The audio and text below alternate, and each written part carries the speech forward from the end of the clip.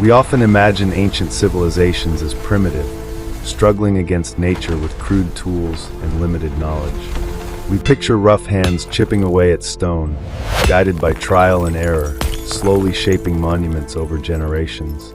But this image begins to fracture the moment we look closely, really closely, at the stones they left behind. Not the size, not the age, but the precision.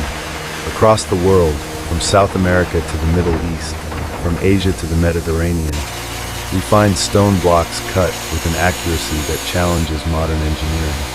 Perfect right angles, mirror-flat surfaces, interlocking joints so tight that even a razor blade cannot slip between them. These stones were shaped long before electric tools, long before steel blades, long before modern mathematics, and yet they fit together better than many structures built today.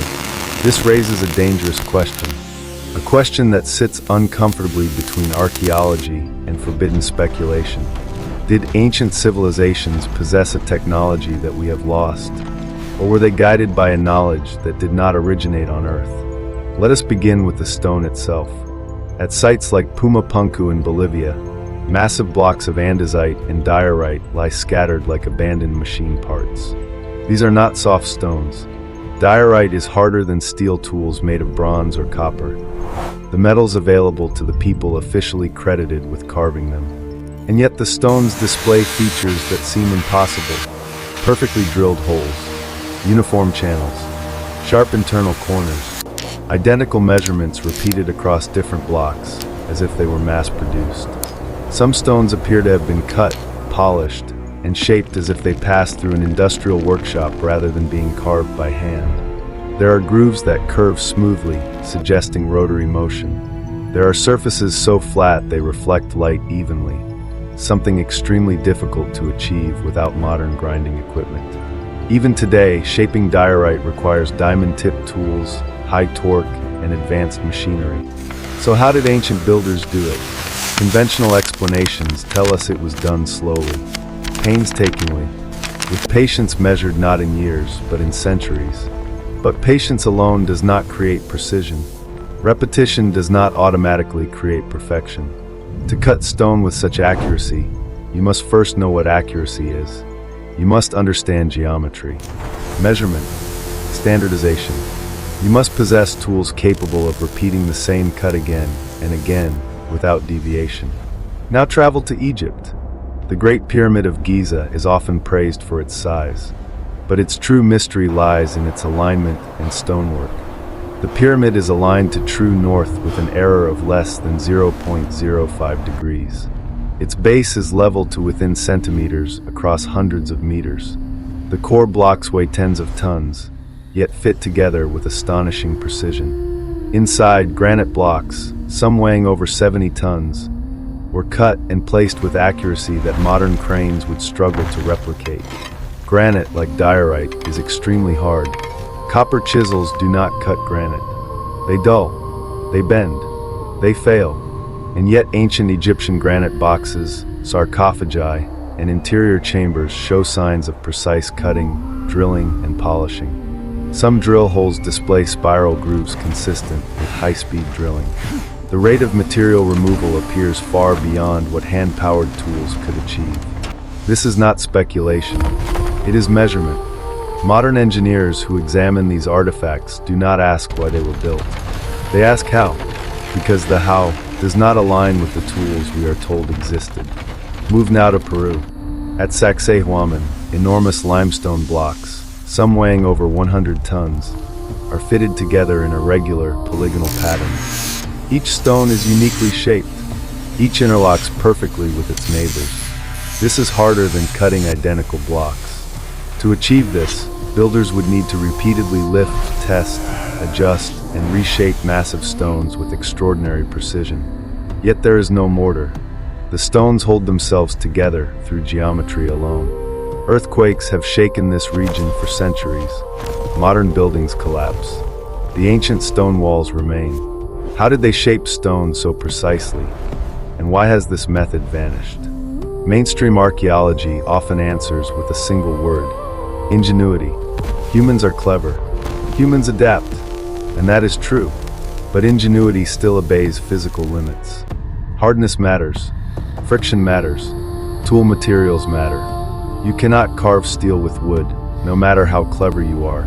At some point, explanation must meet evidence, and evidence suggests something is missing. This is where the idea of lost technology emerges. Not alien technology, at least not yet, but a forgotten chapter of human capability. Civilizations rise.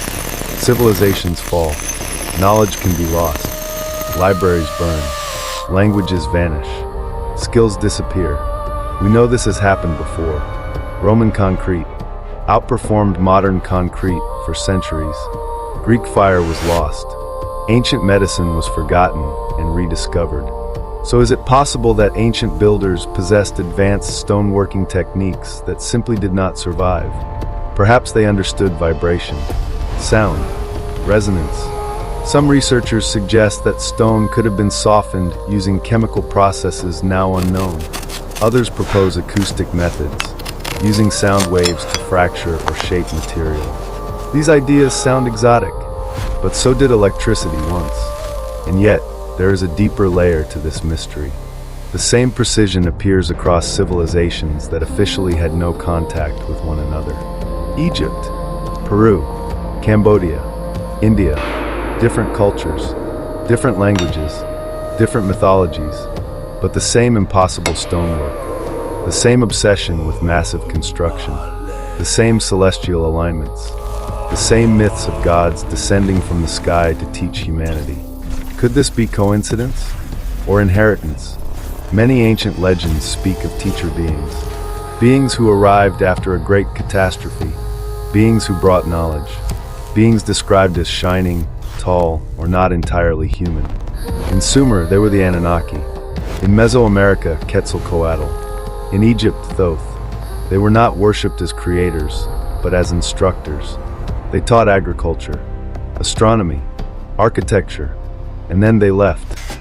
If these stories are symbolic, they reflect humanity's reverence for knowledge. But if they are literal, they suggest outside influence. The ancient astronaut hypothesis does not claim that aliens built everything. It claims something more subtle, that at certain moments in our past, humanity was guided, given knowledge, shown techniques, then left to develop on its own.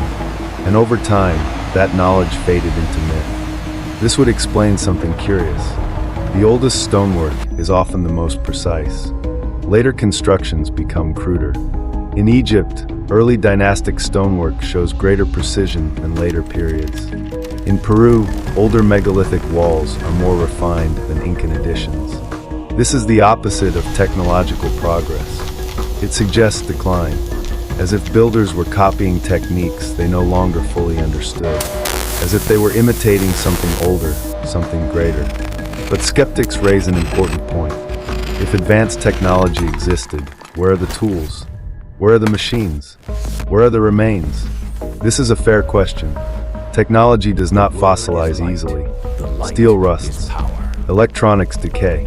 Organic materials vanish. After thousands of years, only stone remains. And stone tells a story that refuses to stay silent.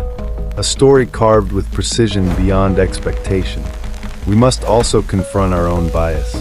Modern humans like to believe we are the pinnacle of progress, that we are smarter, more advanced, more enlightened. But intelligence does not move in a straight line. It rises and falls with civilization. It depends on stability, resources, continuity. A global catastrophe could erase modern technology in centuries. Future archaeologists might find our concrete ruins and wonder how primitive we were. They might assume we could not possibly understand physics because the evidence would be incomplete. Now imagine a civilization older than recorded history, one that reached technological heights in a different direction, one that mastered stone, not metal, a civilization erased by floods, impacts, or climate collapse. Only fragments remain, only stone endures. Is this impossible, or simply uncomfortable? Ancient precision stone cutting forces us to confront a terrifying idea, that history may be incomplete, that the past is not a straight road from ignorance to enlightenment. but a broken spiral of rise, collapse, and rebirth. Whether the answer is lost human technology or guidance from something beyond Earth, the mystery remains unsolved. Stone does not lie. It does not exaggerate. It does not mythologize. It simply exists. And the stones tell us that ancient humans were capable of far more than we are taught, or that they were not alone. Perhaps the truth sits somewhere between, a forgotten science, amplified by external influence, filtered through myth and time. What matters is not choosing belief over skepticism. What matters is asking better questions, because every perfectly cut stone is a message from the past, a message that says, you do not know everything, and that realization is the beginning of real discovery. If these ancient stones make you question the story of our origins, share your thoughts. Do you believe this knowledge was lost or never truly ours to begin with? Leave your perspective below and continue the search, because the past is not dead. It is buried, and it is waiting to be uncovered.